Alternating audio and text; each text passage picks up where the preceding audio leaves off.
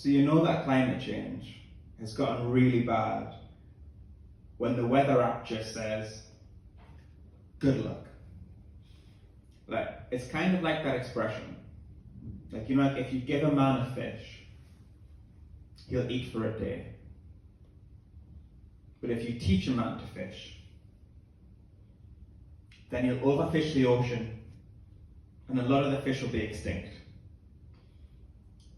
You know, the one good thing about climate change is it's the best legitimate excuse I have not to have children. It's like, oh, I'm sorry, baby, it's not that I don't want kids. It's just that I don't want them to grow up in like a Mad Max style dystopia where every day is like a hunt for food and resources. Baby, maybe we should have kids. So when we get too old and weak to go out and scavenge, we can send the kids.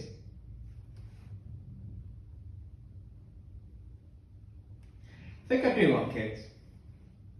Thank you, climate change. I wish I could say that the main reason that I don't have kids right now is because of worsening climate change.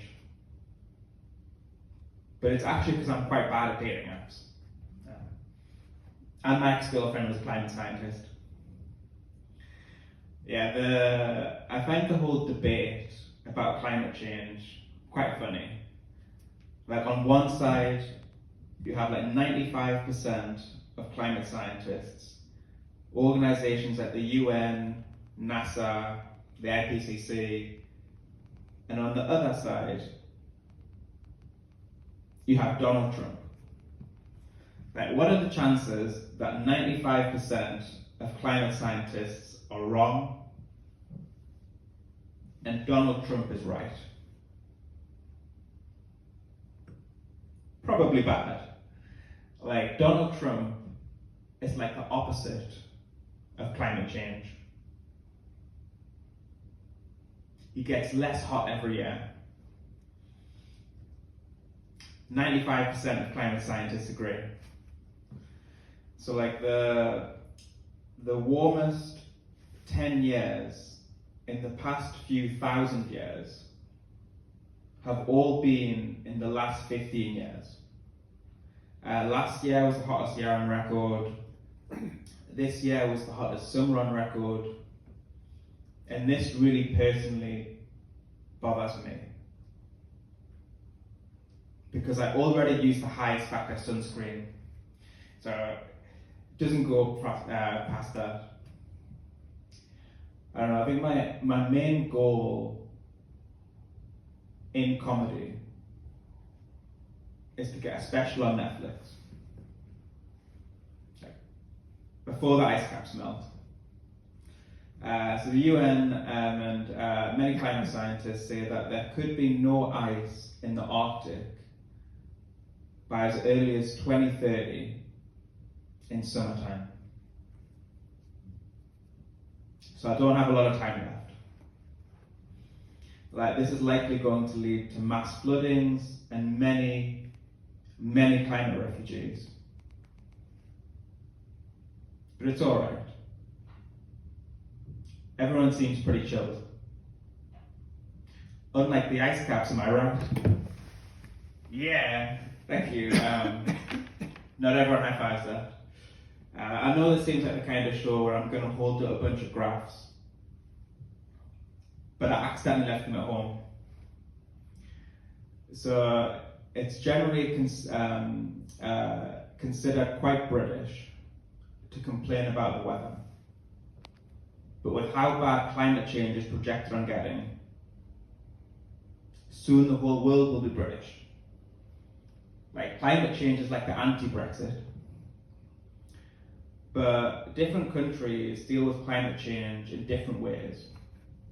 For example, in 2019, Iceland held a funeral for a glacier. They couldn't find a big enough coffin, so they used a plaque. And on the plaque, It said how much carbon was in the atmosphere at that point in time, and then underneath that, it said, this is just the tip of the iceberg. Which it wasn't, it was the whole thing. And last year, Greta Peck from the University of Tasmania published a report which found that she expects severe societal disruption within the next 5 to 7 years when we pass certain irreversible tipping points and a certain amount of warming, and this leads to back to back to back extreme weather events, causing massive societal disruption and destruction. Which sounds pretty shocking. I can't believe there's a University of Tasmania. Like I've been to Tasmania, and no offense if anyone is watching this from Tasmania, I love that place. But I mean, obviously this personally affects me, because if society breaks down due to back-to-back extreme weather events, they'll most likely close the comedy clubs. Like, people won't have access to food, water, or well-constructed jokes, which everyone knows is the best kind of medicine, apart from actual medicine. Like, this is a really troubling time, but comedy is one of the greatest things. Like, comedy is one of the greatest unifiers. It can connect people from all kind of different backgrounds with laughter. So like English, Scottish, Australian, German, everybody hates Liz Truss. Am I right? I usually high five a lot of people there, so that's a much shorter bit for me. It's pretty good. But comedy can also be quite divisive. So last year in Edinburgh, a woman punched a comedian in the face mid-joke. Yeah, she couldn't wait for the punchline, so she brought her own. And don't worry, like I've come ready for comedy.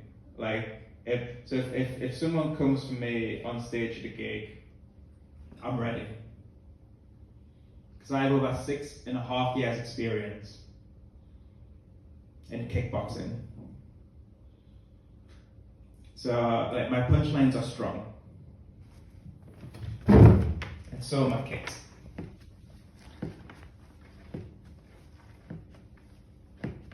It's just this for the rest of the show.